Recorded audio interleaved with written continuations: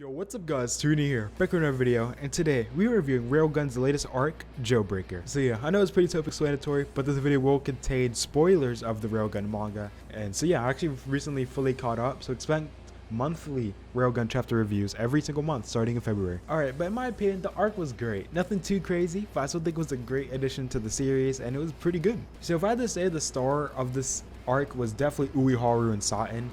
Their moments were super great and enjoyable. Like, this arc really bumped up Ueharu on like my favorite character list in Railgun. I just find them both super enjoyable and had really great moments. Everyone in this arc definitely had a time to shine. There was a really good Misaka fight, and obviously at the end of the arc, Misaka had a fight against Kimi, which was the main villain. And then Kuroko had a nice fight scene. And then Satin had this moment where she had like the jump between buildings to like try to save Ueharu because Ueharu got kidnapped. Yeah, I guess you could call it kidnapped. But yeah, so Ueharu was in like a prison area. So Satin tried to like save her, and like there was a really intense moment, and I thought it was super well done. Everyone had a time to shine. Then Ueharu was just in like the jailbreaker.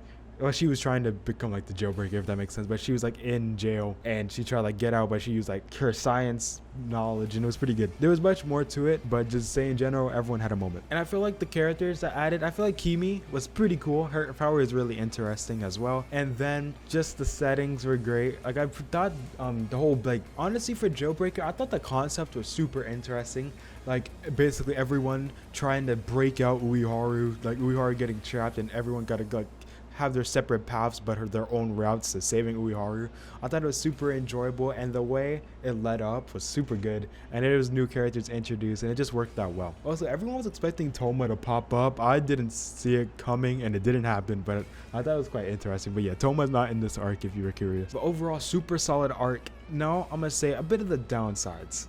Okay, so for the first one, Kimi was a super interesting villain, but I just feel like she wasn't explained enough. Like towards the end, there's like a black hole, and I feel like it just wasn't explained that she had like dragons, like Toma's power. It wasn't bad, but I feel like it just wasn't explained well at all. Okay, it was explained, but not heavily, and it just left you questioning, like there was a big plot hole, and there's just more to be said. And a problem with that was towards the end, like the final few chapters were very much shorter than the previous one, because Railgun is like a monthly based series, so expecting like 50 to 30 chapters, but each one was like low 20s to like 17 for the final ending of the arc. So I feel like if they had a normal chapter count, it could have explained a lot more things. So remember, Railgun is monthly, so this arc took 3 years, so I just wanted to point that out there, to have a kind of questionable ending. And then Ueharu actually had like a super great moment where she had an awakening. So if an awakening, pretty much like Accelerator with his wings. I was generally confused. So it's probably just me, this is not a rant about the arc, but I thought like this was her Esper power, like a upgrade of level, or like something. Her Esper power like went crazy because like a rage, but this is an awakening, so that was a bit confusion. I wish they did get explained more. Shout out to the Discord server who actually told me that, because I honestly had no idea. But the thing is, it sort of just went back to normal.